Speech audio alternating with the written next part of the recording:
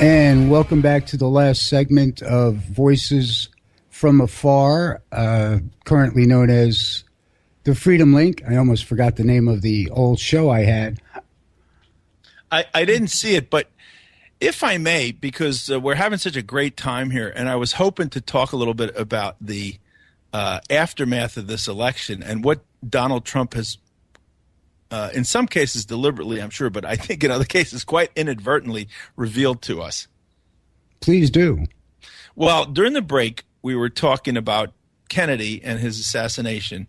And I think since this election, when we've seen this incredible display from so many Hillary Clinton supporters, but in particular the young people, the young adults, or they're supposed to be adults, young adults. And I look at how upset they are, and I understand why, because they've been sold a bill of goods.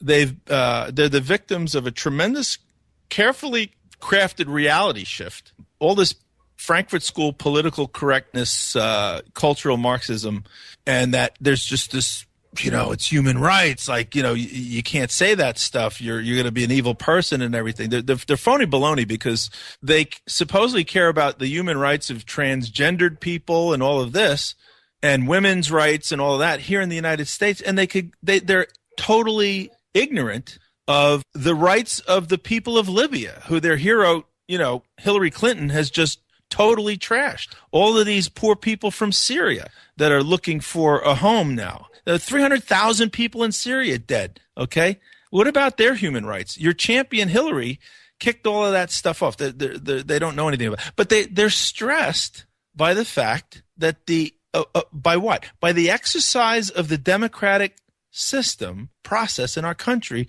has stressed them out. And the result of that process has gotten them so upset. Okay, fine. You want to demonstrate? That's fine. That's what they told me I was in the Army for. So you're right to demonstrate. Beautiful. Okay. But they're trashing things, and they're going to now, not my president, all of this stuff. Yo, come on. And there's college kids here, and you can look the articles up. I don't know if you've discussed it on your show, but this is an incredible threat to the whole political correctness project, because now political correctness is so inherently truthful and right. How could Donald Trump have become the president? Well, the only way is that the rest of the country is all a bunch of ignorant racists. That otherwise, it really calls their whole reason to be into question. Yo, kids, and they're going, and they've got safe. Did you know they had safe rooms for them, safe spaces on college campus to go to with Play-Doh and coloring books? Yeah, and they had crying corners and hugging sessions. Play-Doh, coloring books. The university students, okay? All right, university students. You want to know what stress is? You want to know what political stress is?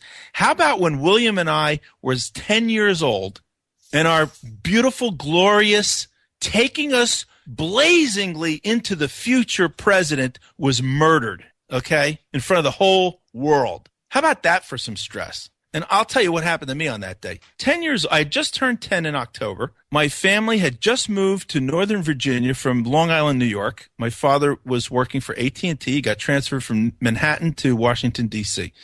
He got down there earlier in the year, and we finished school. And then during the summer, he moved us down there in the suburbs of Fairfax, Virginia, Northern Virginia, right outside, 14 miles outside of Washington, in a brand new subdivision. In that subdivision, it was just loaded with officers at the Pentagon. And they'd be there a couple of years, and then they'd move. Air Force captain around the corner, just got back from Vietnam, flying Phantom jets and stuff like that. A colonel in the Air Force lived next door to us. He and his wife had 2 daughters and a son. We all went to the same public school. We'd ride the school bus. We'd go to school. So on this particular day, at the end of the day, we're on the platform getting ready to go on the bus, and the ripple goes through the crowd. The president's been shot. And it's, wow, what's going on? What's going on? And then all of a sudden, there's my next door neighbor, the colonel's wife, with her 3 kids. And she says, come on, Tommy, get your brothers. I'll drive you home. Now, first of all, this is totally unexpected. Secondly, it's great. Oh, man, we don't have to ride the bus and drop everybody. We'll get a ride right home. Okay, great. And we're in the car. She had I can remember to this day, a Ford station wagon with the rocket ship taillights on it and everything. And the radio's on. And by the way, around that time, Johnny Cash's song "Ring of Fire," was a hit. And I think it was a metaphor for the country. I fell into a burning ring of fire, and it went down, down, down, and the flames kept getting higher. We're listening to the radio in disbelief. Now the president's dead. All this stuff. So I said, Mrs. So-and-so, I won't mention the family's name on the air. Why did you come to get us today at school? Why couldn't we just ride the bus home? You know what her answer was? In 1963, a woman whose husband was a colonel at the Pentagon told young Tom here, who was 10 years old, the president has just been shot. I don't know if there's a coup going on or something like that, but I need to know where my children are. Oh, okay. Damn straight. All right. It was a coup. Okay. But this woman tells me that. Now, you all who didn't like Trump, you want stress? Try that one. Okay. Try that one. And this were the days when, do you remember 7 Days in May, the film? That's a film that needs to be remade. Remember 7 Days in May? I do. Okay. And The Manchurian Candidate, these things were films. John Kennedy wanted that film made, 7 Days in May. Did you know that? You just sent chills through me. Go ahead. 7 Days in May is a dramatization of a military coup that takes place during 7 Days in May in the United States of America. It was a book and then a movie. Kirk Douglas is in it. Okay, Burt Lancaster, I think, played the general. All right, and this stuff was being portrayed dramatically during the height of the Cold War. They should remake that film. Okay, Kennedy wanted. I think Franken was the director. He wanted that film made so bad that he actually vacationed on Cape Cod at a strategic moment, allowing the film crew to come into the White House and film. All right? Mm-hmm. So that's the kind of stuff, and Dr. Strangelove, Stanley Kubrick, that's the kind of stuff that was going on at the time. So if kids today want to know about political stress, that's only the beginning for young Tom, okay, at 10 years old. What happens next? The country falls into a burning ring of fire. Lyndon Johnson cuts loose all the restraints that President Kennedy had about going into Vietnam, and in a short time we've got 500,000 American soldiers killing Vietnamese people and getting killed themselves. Okay? Yeah. And there's no end to it. It gets worse and worse. By 1968, Johnson's not going to run. The whole world is blowing up. You had the Khe Sanh offensive in the beginning, the Tet offensive actually in the beginning of that year, and then Khe Sanh. The country just saw there's not going to be an end to this war. All right. Now I'm a few years older, but guess what, friends? The draft was in place. So 10-year-old Tommy here is looking at the Vietnam War, and every year that goes by, that damn war is getting worse and worse, and I'm getting closer and closer to the chomping jaws of the draft. Okay? I was on a conveyor belt to a meat grinder for 10 years. That's stress. Okay? That's stress. So you have to look at, as a young man in those days, you have to look at, this goddamn war isn't ending, and I'm getting closer and closer to it.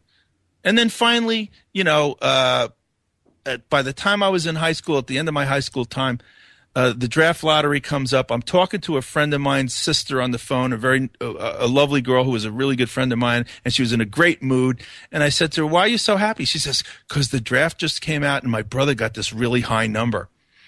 And I said, "Oh, gee, yeah, it did yesterday, didn't it?" She said, "Yeah." I said, "I wonder what my number was." And she said, "Well, what was your birthday?" I told her my birthday. She was, I said, "What do you mean?" She said, "I think your number's 10. Uh-huh. And that's what it was. Oh my God! Because I lived through that too, and my cosmic number is 327. My status was 1H, not being processed for induction. But yes, I was in junior high school when one of the teachers went into what the Vietnam War was and what was going on, et cetera, and he looked at us and he said, "Don't think that none of you in this class are going to be going to that war." And you talk about stress.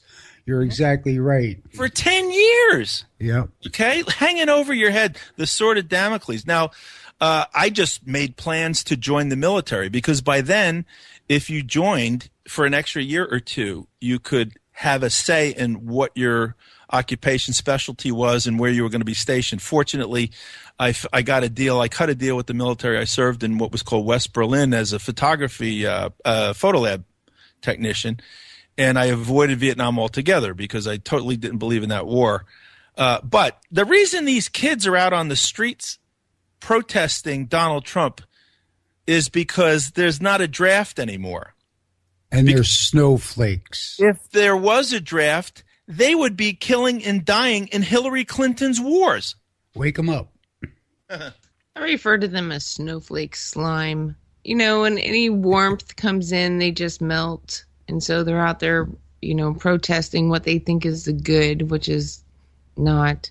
But God bless them. It's the fourth turning. They have to do something, and they're just a little misdirected. Well, I agree. My initial inclination when my lower self takes over is to use pejoratives and everything, but really, that's what they use on me. Okay, there was a hipster in the drugstore the other night. My wife and I were in there, and we got into an altercation about something really stupid. He misrepresented a situation and basically called me and the cashier a liar. But the thought occurred to me was that, you know, this kid can't see reality in front of his face. So after we left, he went one way, I went the other, and I yelled back to him. I said, you know, Donald Trump won because of people like you. Now, I didn't say I like Donald Trump. I didn't say I voted for Donald Trump.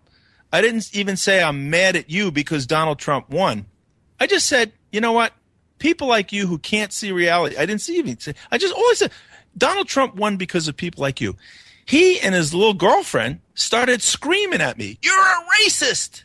You're a misogynist." Can you imagine? That was it. That was it. So I don't want to do to them what they're doing to me. You know, they need to wake up. And I don't think you wake people up by calling them deplorable despicables, even if they are. You know, you wake them up by talking truth to them and sticking with it, you know. And the truth is, if we were getting paid $1,500 a week to protest the Vietnam War, I think it might have ended a little bit sooner.